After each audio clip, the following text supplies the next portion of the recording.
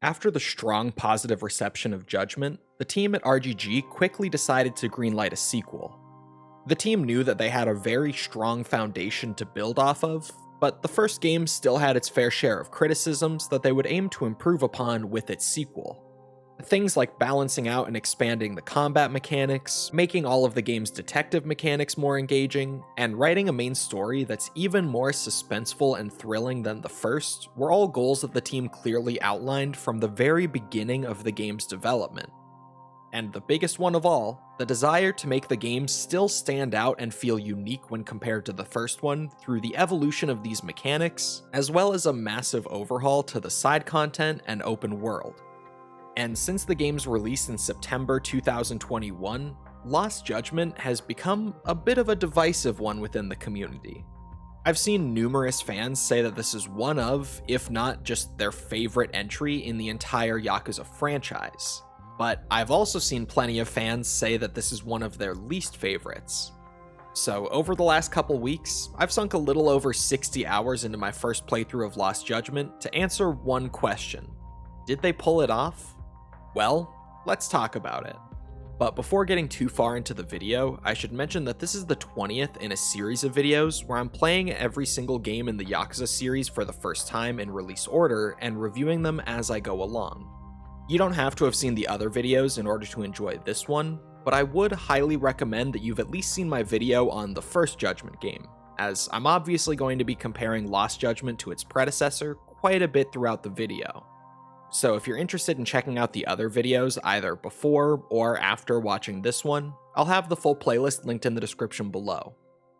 But with that out of the way, Lost Judgment is an action-adventure game developed by Ryuga Gotoku Studio and published by Sega for PlayStation 4, PlayStation 5, Xbox One, and Xbox Series X in 2021. In Lost Judgment, we play as returning protagonist Takayuki Yagami, who's still working as a private detective in Kamurocho 3 years after the events of the first game. He's picking up random cases in Kamurocho just like usual, until one day, he gets a call to help out with a case at his old law office, Genda Law.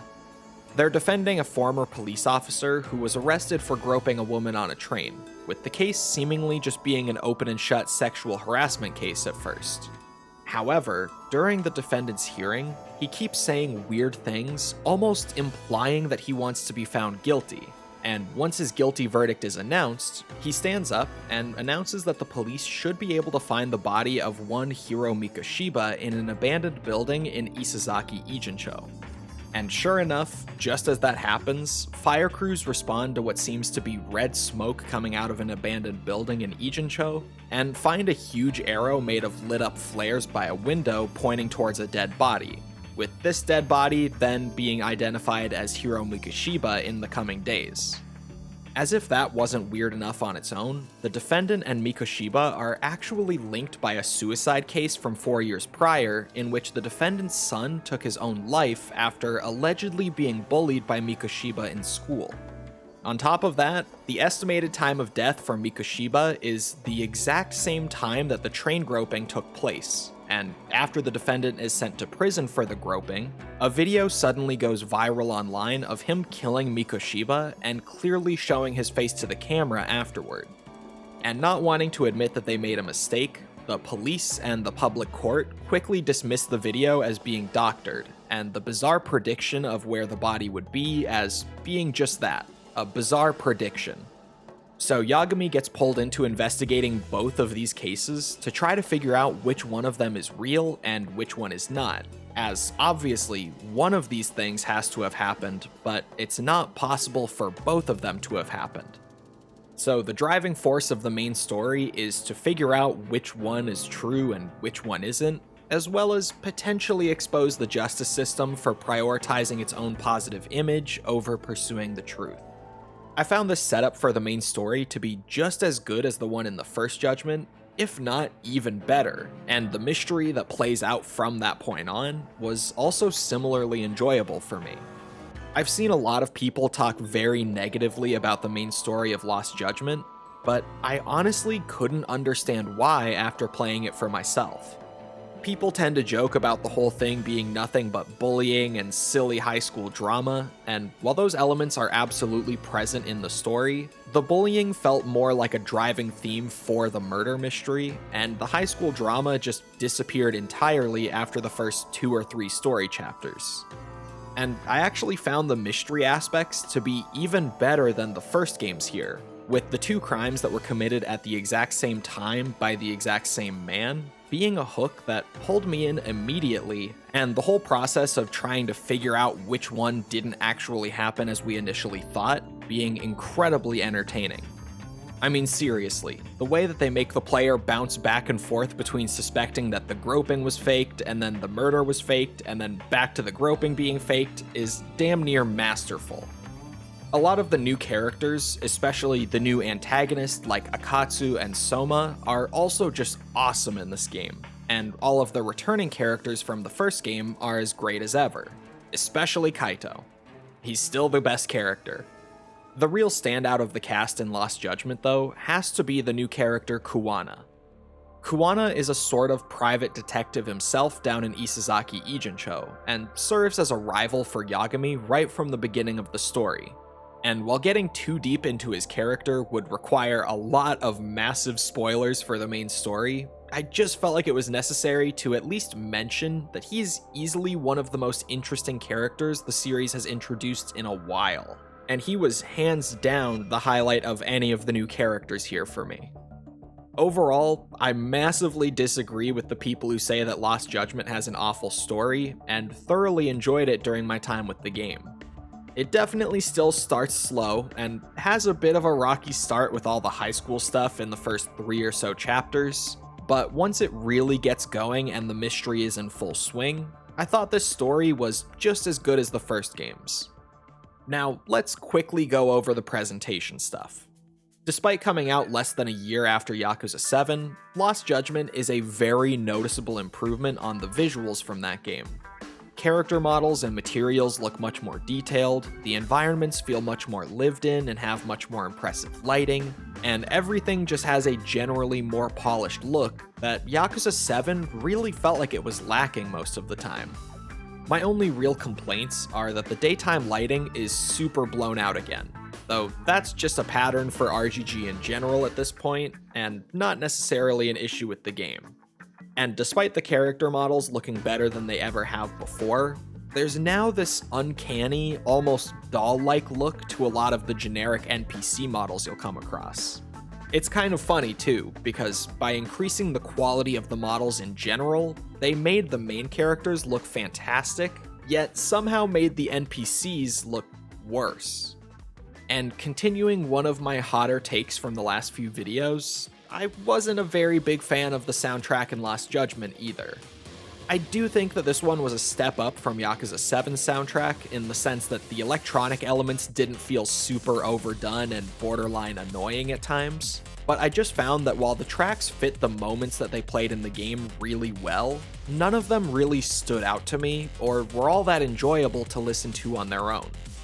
That's not to say that none of them stood out, because I really liked Viper and Unwavering Belief when they played during their respective fights in the game, but I didn't enjoy listening to either of them outside of the game when I tried to go back and listen to them again.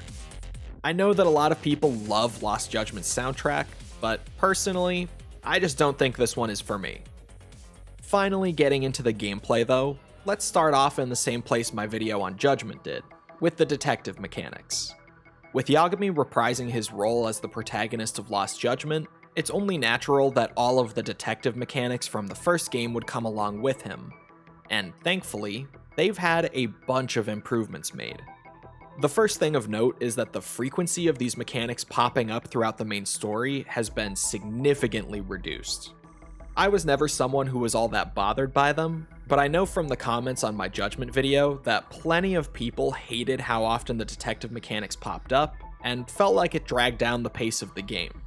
But despite the fact that I didn't mind their frequency in the first game, I will 100% agree that them being used less often here did make the game feel like it flowed a lot better.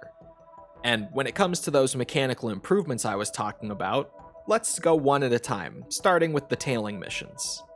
Yagami will now automatically take cover when approaching a corner or similar object, rather than needing to look for those big glowing prompts and pressing a button near them. This makes it feel a lot more natural, and doesn't disrupt your immersion quite as much during tailing missions. There's also a new blend-in mechanic when tailing, where you can simply hold a button to do something to make yourself look like an unsuspecting civilian. This can only be done for about 10 seconds or so per tailing mission though, so you'll need to use it very sparingly and pretty much just reserve it for emergencies where you're going to be spotted. Chase battles have returned once again, and are now health-based rather than just being straight up scripted. As you run, both your health and the health of the enemy you're chasing will slowly deplete, and running into obstacles or failing QuickTime events will only take away even more health. However, successfully executing the QuickTime events or finding health pickups along your route can replenish a small amount of your health, allowing you to run for longer and slowly wear out the enemy over time. They've also added in some small objects that can be kicked at the enemy to take a chunk of their health bar away, and they need to get Yagami playing in the World Cup, because even world-class football players have nothing on this guy's accuracy over distance. I mean, just look at that, it's a headshot every time. The chase battles do still feel a bit overly scripted at times, with some enemies not even stopping for like 15 seconds or so after they run out of health because you wore them down faster than the devs intended for you to, but they definitely do feel better than any of the Dragon Engine title chase battles so far. Investigations also have a new think ability that can give you a hint if you're stuck. I tried this out a few times just to see how it works, and honestly, it never felt like it really gave you any extra hints or context beyond what the game gives you when just starting the investigation, but I suppose these might help if you forgot what you were looking for, or if you were just really stuck. Not the biggest addition by any means, but I'm sure it's helped out at least a few people over the years. On top of all these improvements to the existing detective mechanics, they've also added a couple of entirely new ones. The first of these is parkour, which allows Yagami to now scale up the sides of buildings or similarly tall walls to find entrances that we never would have been able to get to in the franchise before. This is a great addition that fits right in with the overall detective theme of the game, as it allows Yagami to now sneak around and gain entrances to certain buildings and such in stealthy ways rather than just fighting through the front door like we always do. The mechanics of the parkour themselves are about as bare bones as they could be, and the controls aren't really that great, with there even being a couple moments where you have to jump a gap, but with it being incredibly easy for Yagami to overjump it due to the janky and unpolished controls, but it's a nice addition nonetheless. And only adding to that stealthier, more infiltration-heavy vibe the game now has, they've also included a proper stealth system for the first time ever in this series. This, similar to the parkour system, is incredibly bare bones, with it basically just being a matter of crouch walking around, hiding behind cover, and throwing a coin somewhere to get an enemy's attention before sneaking up on them and taking them out silently. But again, it adds a lot to the private detective fantasy that these games go for. So even though the mechanics themselves aren't very good, it is a worthwhile addition that I would love to see them refine and expand on if we ever got a third Judgment game, or just another spin-off like it. So overall, the detective mechanics feel a lot more refined here than they did in the first title.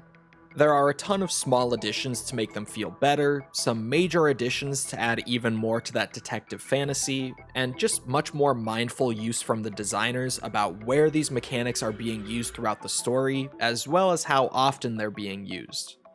I mean, seriously, I couldn't even try to tell you how many locks I picked in my playthrough of the first Judgment, but I could probably count the amount of locks I picked in this game on one hand. It lets these mechanics shine and add to the overall experience, but without being overdone to the point of taking away from the core Yakuza gameplay loop, which I really appreciated. And speaking of, let's get into that more typical Yakuza gameplay, starting as usual with the combat. The combat of Lost Judgment is frequently cited as being the best that RGG has ever produced, so needless to say, I was looking forward to this quite a bit, as the combat of these games have always kind of been my favorite part of them. and much like the detective mechanics of Lost Judgment, this is essentially just the combat system of the first game brought over with a lot of improvements and even just some new mechanics. So to start, let's talk about the various fighting styles Yagami can use this time around. His first style, much like in Judgment, is the Way of the Crane, more simply known as Crane style. This style functions pretty much just how it did in the first game, with it still being very crowd control oriented thanks to its attacks having very wide hitboxes that allow you to stun multiple enemies at a time. Here in Lost Judgment though, they've added a lot to this style to prevent it from feeling redundant later into the game the way it often did in the first title. They've made it so that each style now has a totally different quickstep from one another, and have used this to make Yagami considerably more mobile in Crane style than in any of the others, as this style now benefits from having by far the best quickstep of the bunch, with a single quickstep putting you fully to the side of the enemy, and players even being able to chain up to 3 quicksteps together once they're upgraded. They've also added a new perfect dodge mechanic to it, where if you dodge just as an enemy's attack lands, you'll get a huge buff to your attack speed for a short time, making it easy to absolutely plow through packs of enemies. Adding even more to this improved mobility is the entirely new mechanic called Sky Dancer. This is a new ability exclusive to Crane style that allows Yagami to practically launch into the air either as an even better dodge or as an offensive tool with various attacks. And what makes all of these small improvements even better is that the Crane style now has a ton of style-specific upgrades available to improve it throughout the game. A lot of what I've already mentioned here are actually things that you earn as you play through the game and upgrade the style, like the perfect dodge, the triple quick step, the attacks, and EX moves out of Sky Dancer. All of these are things that are earned incrementally as you progress, which helps the Crane style feel a lot more relevant all the way through the end of the game. All of this stuff made the Crane style feel way better than it did in the first game, and while it still wasn't my favorite style in Lost Judgment, I thoroughly enjoyed using it even for boss fights all the way through the end. The second style is also one that returns from the first game, this being the Way of the Tiger, or Tiger style for short. Tiger has also been reworked quite a bit here to become more of a balanced, all-rounder style rather than a purely offensive one. Some of the most powerful offensive options in this style from the first game have been balanced out a bit more so that they're not quite as overpowered, and more defensive options were also added on top of that, like Yagami now having his own version of the legendary Tiger drop that is exclusive to the Tiger style this time. Some of the new additions to this style include things like charge attacks on all finishers that will not only deal more damage, but will also break through an enemy's guard if they're blocking. Successfully landing a charge attack on an enemy will also give you a buff that increases your attack power for a short time, which gives you more than enough reason to use these, even if your opponent isn't blocking all that much. These new charge attacks can also be used with the EX Boost exclusive heavy attack combo, and I have to say, just going into EX Boost and holding down triangle over and over again is absurdly overpowered this time around. So despite their best efforts to balance everything out in Lost Judgment, Tiger style is definitely still the most powerful style in the game. It's not so overpowered that it's the only thing you'll ever want to use like it was in the first game, and the other styles still absolutely bring enough of their own utility to be mixed in frequently. But I would definitely be lying if I said that it felt like Tiger style wasn't still considerably stronger than the others on offer here. Then there's the third style on offer, with this one being entirely new to Lost Judgment, the Way of the Snake, or Snake style of course. This brand new style emphasizes defensive mechanics and counterattacks above all else, even being particularly effective against enemies who carry weapons, thanks to the vast number of options it has to counter them with. The core mechanic that defines Snake style within Lost Judgment's sandbox is the parry, with these parries being pretty much identical to the ones that we saw Tanimura use as a defining part of his kit back in Yakuza 4. You simply hold down the block button right before an enemy attack lands, and regardless of whether they're using a weapon or not, Yagami will parry the attack, negating all damage and leaving the enemy stunned and open to counterattacks. A successful parry will also make Yagami immune to knockdowns for a short time, and while that's nice, it certainly doesn't feel as rewarding as the short-term buffs offered by the Crane or Tiger styles. The Snake style also has the worst quickstep in the game, with it being more of a quick weave that you can use to avoid attacks with than anything else, which feels very deliberate as it pushes players into hunkering down and making more use of the parries while in Snake style rather than quick-stepping around to dodge and stay mobile like you do in the other two. There are plenty of other unique mechanics that Snake style brings to the table even beyond that though. Like for example, there's also a new disarm technique available in Snake style, where if you grab an enemy who has a weapon, you can go for a disarm that not only takes the weapon away from them, but also destroys the weapon in the process.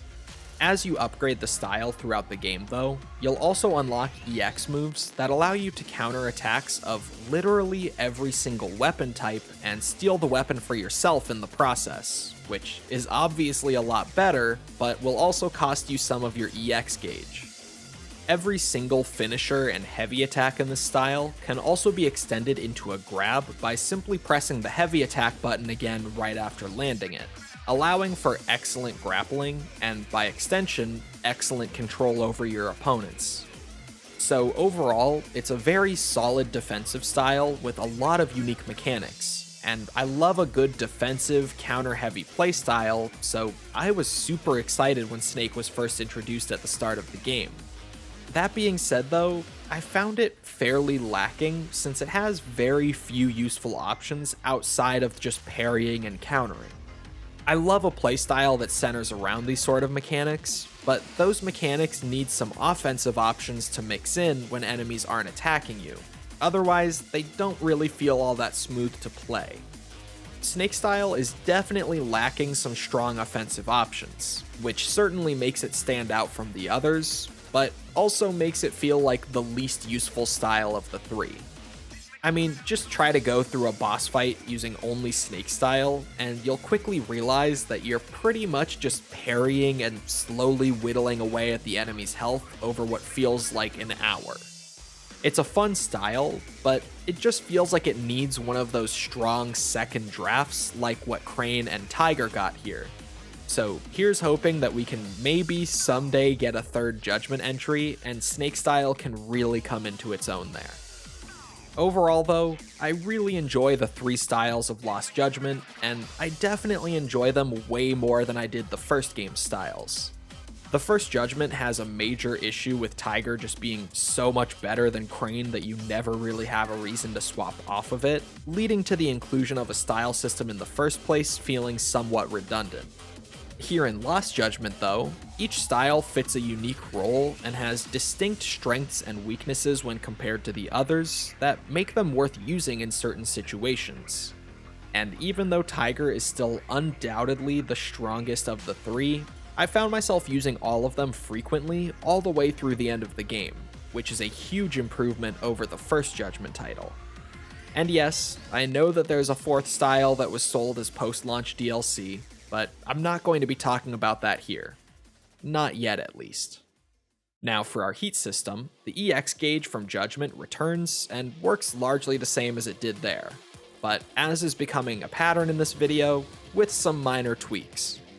EX gain is thankfully a lot faster here than it was in the first game, making EX moves feel like a larger piece of the combat loop as you can now use them more regularly. It still takes some upgrades to really get it to feel more like the heat systems of the mainline games, which can be a bit annoying, but does add some nice progression to the game as you slowly become more and more able to use EX moves. The EX boost mechanic is similarly unchanged, unfortunately. I still don't enjoy these sort of extreme heat systems that the Dragon Engine games have been using, and find the original heat system way more interesting. But at this point, I'm just beating a dead horse if I do the whole rant again. To keep it short, I definitely would have preferred if they went back to a classic heat system with passive buffs, instead of keeping the same EX boost mechanic from the first Judgment.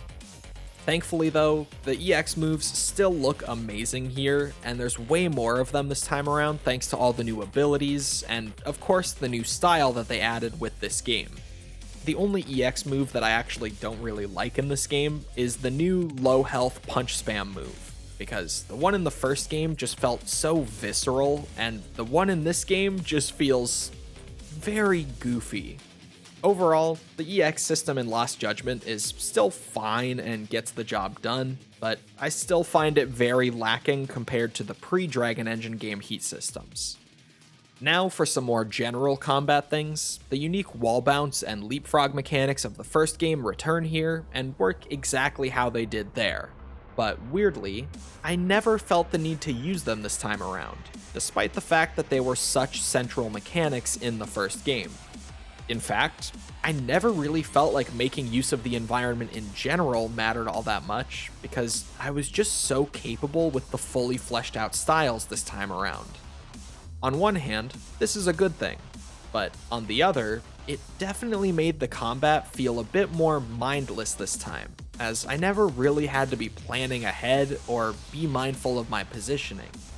I could easily get by with just the basic attacks and abilities of each individual style, which, honestly, I don't really like as much. I mean, sure, it makes the combat feel really good because you just always have a great, super powerful option to use no matter what, but it also removes one of the core elements that's always made the combat in these games so great. It's almost like they made Yagami feel too capable in this one, and that's actually had an unintended negative effect on the depth of the gameplay. Additionally, the mortal wound system from the first game does not return in Lost Judgment. This one I'm a bit mixed on, because on one hand, I thought that the whole mortal wound thing was really cool and added to the unique feel of Judgment. But on the other, the few attacks that would inflict them were so clearly telegraphed and slowly wound up that I rarely ever got hit by them, meaning the mortal wound mechanic barely even affected anything. So I'm mixed on it because I did like them, but it didn't even matter like 99% of the time, so their absence isn't exactly a big deal either. The only real negative with this is that the huge, clearly telegraphed attacks that inflicted them are still all over the game, which just makes these into big attacks that are insanely easy to avoid and frankly just feel silly now. On top of that, they've added a new mechanic that allows you to counterattack these big moves by simply dodging right as they come out and hitting a QTE, which just kind of feels like a free chunk of damage with no real consequence of missing it.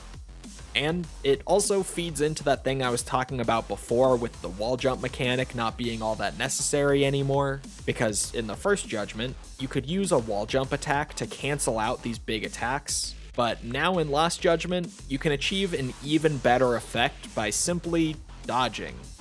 You starting to see what I mean when I say that it feels better, but it's actually less interesting? So when it comes to the combat of Lost Judgment, I think it's really great, but I don't think it's an instant, easy answer for the best combat in the series.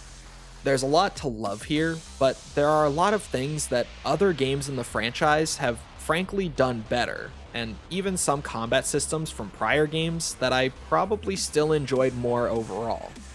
I definitely feel that most of these issues just stem from Yagami being too overpowered due to how versatile he is, as he really does just have a perfect tool for every single situation, and honestly just deals way too much damage for enemies to ever even feel like a real threat. I can certainly see why so many people say that this is the best combat in the series for them, as Yagami feels incredible to pilot, but I definitely found myself missing some of the depth and the challenge from other entries in the series while playing this one. Progression-wise though, things feel very similar to the first Judgment here. The way of obtaining skills and experience for those skills is exactly the same, and you'll be able to get the majority of the good upgrades in the game by simply playing through the main story, just like the first Judgment. That being said, there are way more upgrades this time around compared to the first game, like nearly 100 more upgrades, so you will have to go out of your way to do some side content or grind some XP if you want to unlock everything. The best change to the progression system from the first game is easily that there is a full, dedicated tab of skills for every single style in the game this time around, which, let me tell you, felt like a godsend after not having a single unique upgrade for the crane style in the first game. Skill books are also much more abundant in this title and spread across an even wider variety of side content and open world activities, which I of course loved, as it made a lot of the side content feel even more rewarding and worthwhile than usual this time around. Aside from that though, there's not really a whole lot to talk about when it comes to the progression of Lost Judgment. It's just a really solid progression system that moves at a good pace and offers awesome rewards for engaging with the side content. So, as far as I'm concerned, we're in a pretty good spot here. With the story, the combat, and the progression covered though, it's time for open world and side content talk. And believe me, this is going to be the largest section of the video by far, as RGG put a ton of work into the open world and side content of Lost Judgment. So to start us off, as mentioned before, both Kamurocho and Isazaki Ijincho serve as primary locations this time around. And unlike Yakuza 7 before it, which also featured both of these maps, you'll spend a lot of time in both of the maps here. You'll definitely still spend more time in Ijincho, probably like 70% of the time or so, but Kamurocho plays a much larger role in the story here and has a ton of side content of its own. The Kamurocho of Lost Judgment is really straightforward, as it seems to just be the same Kamurocho from the first Judgment with some slight visual upgrades.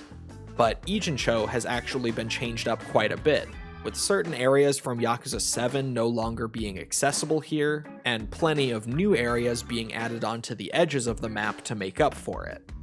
And of course, those visual improvements apply to the Ijincho map as well, which is certainly appreciated, especially since the map looked kind of flat and uninteresting most of the time in Yakuza 7. Something that I never mentioned about the Ijincho map in my video on Yakuza 7 though, that honestly I should have looking back on it, is that since this map is so large, it could often feel like getting from point A to point B could take way longer than it really should, especially with how numerous the random encounters were in that game. Thankfully though, the team at RGG seems to have noticed this themselves and made a lot of adjustments to alleviate the issue here in Lost Judgment. Yagami has a noticeably faster run speed than Ichiban did in 7, and on top of that, they've added the ability to use a skateboard to get around even faster, albeit limited to the roads. There are actually a bunch of different skateboards that you can collect throughout your playthrough, each with their own different stats that make each one of them feel different. And the best part of them is that random encounter enemies will completely ignore you as long as you're on your board. And I know that every time I've complained about there being too many random encounters in a given game in these videos, someone always mentions that there's a piece of gear in the game that either reduces or eliminates them entirely. But this is the sort of thing that I've always wanted. Not a piece of gear that takes up a slot that could be filled by a far more useful item, but a simple mechanic that lets you opt in or out of these encounters on the fly as you move through the map. The skateboards are technically usable in both maps, but running into a pedestrian will instantly knock you off your board. And given how densely populated Kamurocho is, that means you'll pretty much never be able to get anywhere on it. So as far as I'm concerned, it's just an Ijincho mechanic. But overall, the skateboards are a great addition and make both simple traversal and random encounters feel infinitely better here than they ever have before. And speaking of random encounters, they're a bit of an interesting topic in this one. The random encounter rate in Kamurocho actually feels really good in this game to me, but the one in Ijincho still felt way too high. And I'm like 90% certain that they just kept the same random encounter rate and placements from Yakuza 7, as I saw plenty of encounters spawning in the same spots that I always noticed them spawning in that game. That being said though, I don't mind them as much in this game because the combat is way more enjoyable to me, and beyond that, they're way more fun than they've ever been thanks to the new XP bonuses that they added to the combat. This is a new system that applies to all of the combat encounters in Lost Judgment, but I wanted to wait and talk about it here since I felt like it impacted the random encounters the most. There are a ton of little XP bonuses that you can earn by meeting certain criteria during fights in this game, with these ranging anywhere from defeating enemies with certain combat styles to defeating enemies without taking any damage. These make even the random encounters of Lost Judgment way more engaging, as you can now intentionally approach fights in certain ways and utilize certain tactics to maximize the XP bonus that you'll receive at the end of it. Combine this with the fact that you just get more XP from random encounters in general here compared to Yakuza 7, and that you can just ride your skateboard around at any time to entirely skip the random encounters, and you have a random encounter system that, while it might spawn more than I would typically like, never really bothered me much. Which is why I say that it's actually pretty interesting here, because I can 100% see and recognize the flaws of it, yet they never once impacted my enjoyment of the game itself. Now, before getting to the big pieces of side content, there are a number of smaller features that have been added to the open world in this game that are all worth a mention, so let's just blast through those really quickly. Restaurants have a new lucky item feature that's essentially the return of the special food effects seen in Yakuza 5 and Ishin. They're not exactly the same, as they can only be earned by eating select items at each restaurant, with these items and the effects that they will actually grant cycling regularly, but it's something that was undoubtedly inspired by those effects from the older games. A little ways into the game, Yagami will also find a small dog named Ranpo, who just so happens to love solving mysteries. So naturally, Yagami ends up taking him in, and from this point on, you can call Ranpo at any time to help out with investigations. He's incredibly good at sniffing out clues, and while that might seem like something that's only useful for investigations, it's actually useful for exploring the open world too. Taking Ranpo out for a walk in an area that he hasn't been through before can actually result in him sniffing out some items that you otherwise wouldn't be able to find, even including skill books on rare occasions. A similar exploration mechanic is the new squirrel search. In a side case that you can find near the start of the game, Yagami will learn about these bizarre squirrel drawings that are hidden all over the city, as well as the fact that each drawing seems to give a strange hint that always leads to a hidden treasure nearby. After this, you can investigate any squirrel drawings that you happen to find throughout the city, and each of them will have their own reward for you. And once again, some are even hiding skill books, including one in particular that I found that just so happens to hide the book that unlocks the incredibly overpowered Flux Fisher skill from the first Judgment. And this skill actually hasn't been nerfed at all from the first game, it's just been left exactly as is, but hidden in a secret puzzle out in the open world, which I personally think is an awesome way to bring back the skill as a fun reward, but only for the most dedicated players. And as if those weren't enough, there's also the new popularity system. Paw like cat. There are stray cats all over Ijincho in this game, and as a local tells Yagami in another early side case, they seem to have their own sort of network. So whenever you come across one of these cats while exploring the city, you can go up to them, give them a name, and do things like pet them to slowly earn their trust. And once a cat fully trusts you, they'll start bringing you gifts should you run into them in the city again after that point, with some of these gifts even being as valuable as, and you aren't going to believe me when I say it, new skill books. All of these little features that have been added to the city really spice up the exploration and make it feel like you're pretty much always bumping into a fun, rewarding activity along the way to your next major objective. It's all just really fun, makes the exploration feel even better, and gives Yagami some of the best skills in the game, so I'm a really big fan of all of these. As far as the staples of a Yakuza open world go though, all of the classic minigames that you would expect to be here are here, along with pretty much every minigame featured in Yakuza 7 since the game primarily takes place in the Ijincho map again. Some of the minigames that were more directly linked to Ichiban as a character, like Can Quest, are absent, which, while sort of a bummer, definitely makes sense. In place of these though, we do actually have some of the most standout minigames from the first Judgment returning, like drone racing.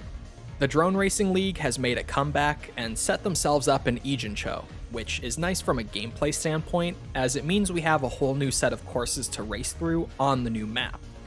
Dyson Cube also returns with some very improved gameplay. Like, seriously, the amount of improvements and expanded elements in this minigame alone could make up a whole section of this video if I didn't have any restraint. And on top of all that, this minigame also got a new set of maps for Yokohama. So overall, the minigame offering is really strong in this one, and honestly might be one of the strongest selections of minigames from the entire franchise. In place of the typical sub-stories we're used to, the side cases from the first game have also returned. They're even better this time around too, with great complexity, writing, and rewards, although unfortunately no voice acting. Probably the coolest thing about the side cases in this game though is the addition of the Buzz Researcher. This is an app on Yagami's phone that will allow you to filter local social media posts by keywords and look for areas where something dangerous or just generally interesting might be going down. These keywords are almost always found by simply eavesdropping on conversations between NPCs in the open world, and investigating these areas will almost always lead to a side case, and it's actually a really fun way to find them. It just makes it feel like finding the side cases themselves is a little more dependent on you actually engaging with the game and actively taking on the detective role yourself, rather than the game simply handing them to you, which I thought was really cool. Now, unlike the first game, Lost Judgment actually has some side stories on offer. And by some, I actually mean the most side stories that we've ever seen in a single entry. These are called school stories this time around, and actually see Yagami getting involved in various investigations regarding students from a local high school after he goes undercover as a faculty member there during the main story. Each one is totally unique in terms of gameplay, characters, and plotline, but all of them are pulled together by one overarching goal: to figure out the identity of someone going by the Professor online, who's reaching out to students of the school and pushing them towards various forms of delinquency. We have 10 of them to go through, so I'll try not to spend too long on each individual one, but this is likely going to take a good few minutes to get through regardless, so here we go. The first of these sees Yagami getting involved in the case about the Professor itself in the Mystery Research Club. This acts as a sort of central school story from which all of the others branch off of, as, like I said, all of the other ones involve the Professor in some way. It doesn't really have any gameplay of its own, it just serves as a way to set up the other school stories, as well as wrap up the whole overarching story once all of the stories are complete. And before getting into those other stories, I need to talk about the addition of leadership stats. These are stats that will slowly be increased as you play through the various school stories, with these levels being used as prerequisites for progressing them.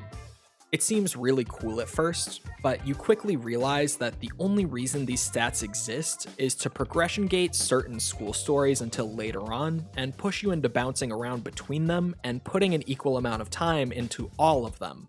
Which, while that is admittedly a very cool idea, it just doesn't feel very good in practice. There are a ton of school stories on offer here, and not all of them are created equal. So sometimes you'll find yourself in situations where you have to play more of a school story that you don't enjoy just to make progress in one that you do. It also makes recommending certain school stories a bit tricky, as I know that trying to recommend some of them also means that I have to recommend that you spend a few hours in the others before even being able to get there. Now, if you're going to try to complete them all and solve the overall mystery of the Professor, this isn't going to be a problem for you. but for the majority of players, this system is likely going to hurt your enjoyment of the school stories as a whole. After you get established with the Mystery Research Club, though, you'll be sent to investigate the Dance Club. This starts out pretty typically, with Yagami going to the club's captain and asking her for information about the professor, but it quickly turns into Yagami helping out the dance club with their choreography in the absence of their usual advisor. Gameplay-wise, this takes the form of a rhythm game similar to the karaoke minigame from the mainline series.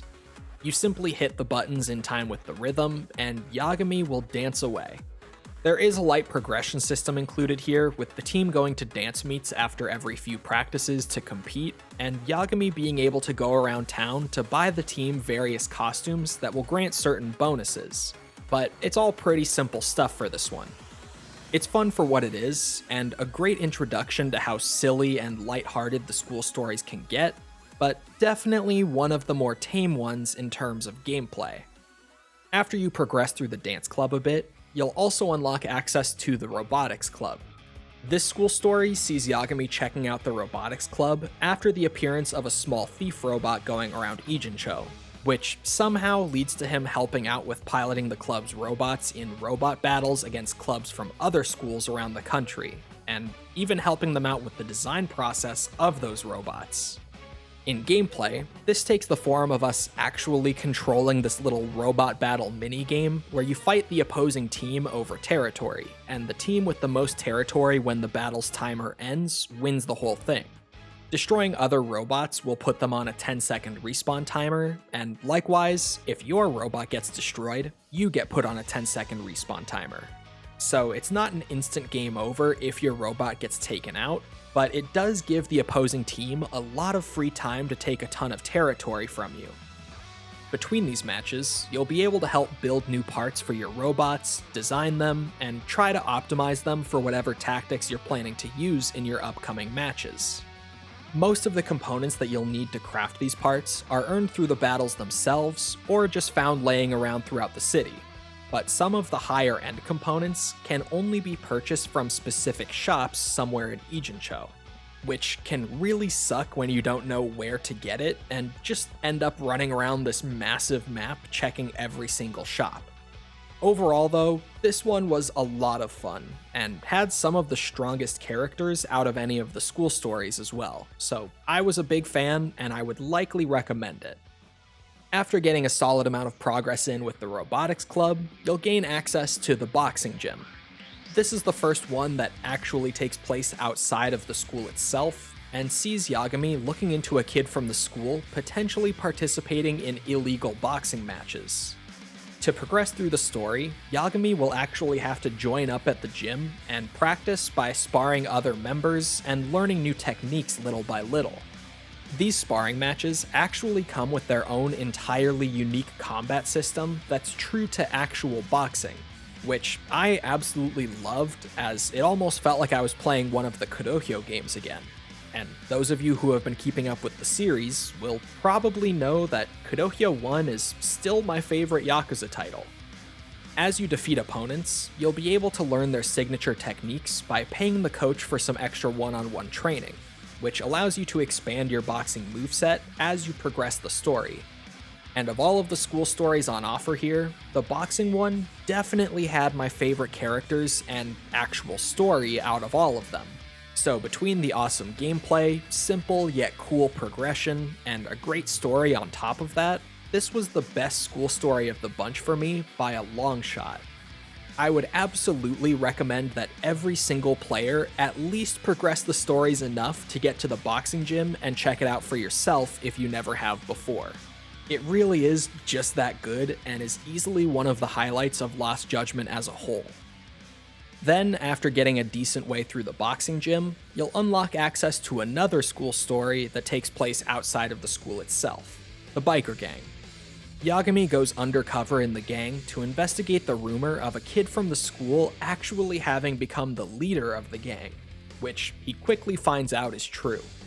However, the gang has a rule that they hold above all others, that rule being that you must follow the orders of anyone who can beat you in a race.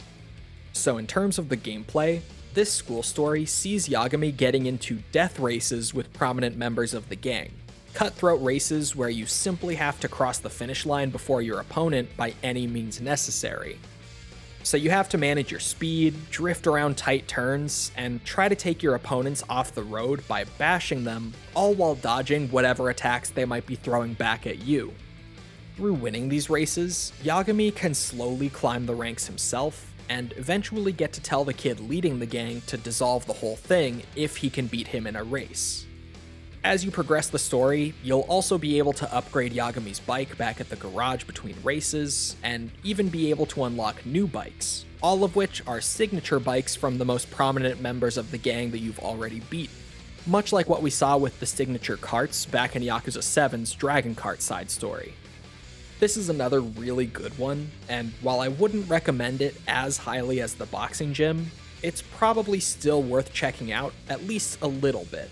Especially since you're likely to fall in love with the boxing gym and meet the criteria to unlock this before you even know it.